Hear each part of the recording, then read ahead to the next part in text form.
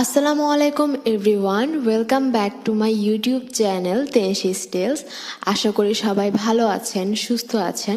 আমিও আলহামদুলিল্লাহ ভালো আছি। আমরা কম বেশি সবাই মেকআপ করে থাকি। কেউ একদম হালকা মেকআপ করতে, আবার কেউ অনেকটা ভারী মেকআপ করতে পছন্দ করে। মেকআপ হালকা হোক কিংবা ভারী, বাট মেকআপ রিমুভ করা স্কিন কেয়ারের খুবই ইম্পর্ট্যান্ট একটি ধাপ। কারণ আমরা মেকআপগুলোকে যদি ভালোভাবে ক্লিন না করি, এইটি আমাদের লোমকূপগুলোকে বন্ধ করে দেয়, যেটাকে আমরা বলি যে পোর্সগুলোকে ক্লগ করে ফেলে। তো এই যখন পোর্সগুলো ক্লগড হয়ে যায় বা লোমকূপগুলোকে বন্ধ করে ফেলে, তখন আমাদের স্কিনে ব্রণ সহ নানা সমস্যা দেখা দেয়। মেকআপ ওঠানোর জন্য বা ক্লিন করার জন্য অনেকেই অনেক পদ্ধতি ব্যবহার করে থাকে। কেউ ক্লিনজিং বাম, কেউ ক্লিনজিং অয়েল, আবার অনেকে মাইসেলার ওয়াটার ইউজ করে থাকে। আজকের এই ভিডিওতে আমি কথা বলবো মাইসেলার ওয়াটার নিয়ে। তার আগে আমি বলে নেই, ভিডিওটি যদি আপনাদের ভালো লেগে থাকে বা আপনাদের জন্য উপকারী হয়ে থাকে, তাহলে আমার চ্যানেলটি সাবস্ক্রাইব করতে ভুলবেন না।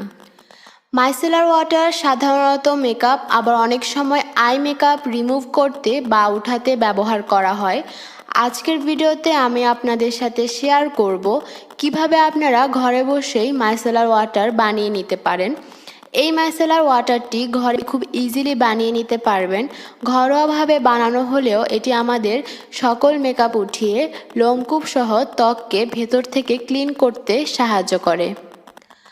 আমি এখানে লিকুইড কাস্টাল সোপ ব্যবহার করেছি। আপনারা চাইলে রিঠা ফলের পানি ব্যবহার করতে পারেন। আর রিঠা ফলের পানি কিভাবে বানিয়ে নেবেন সেই ভিডিওটির লিঙ্কও আমি ডিসক্রিপশানে দিয়ে দিব, আপনারা চাইলে দেখে আসতে পারেন।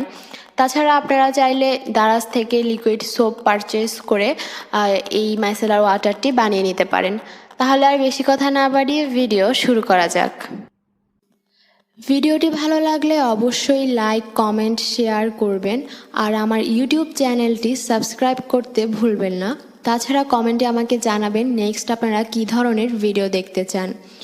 এছাড়াও বিভিন্ন ছোটোখাটো ঘরোয়া remedy, daily skin care tips, বিভিন্ন প্রোডাক্ট সাজেশন, এইসব জানতে আমার ফেসবুক পেজটি ফলো করতে পারেন।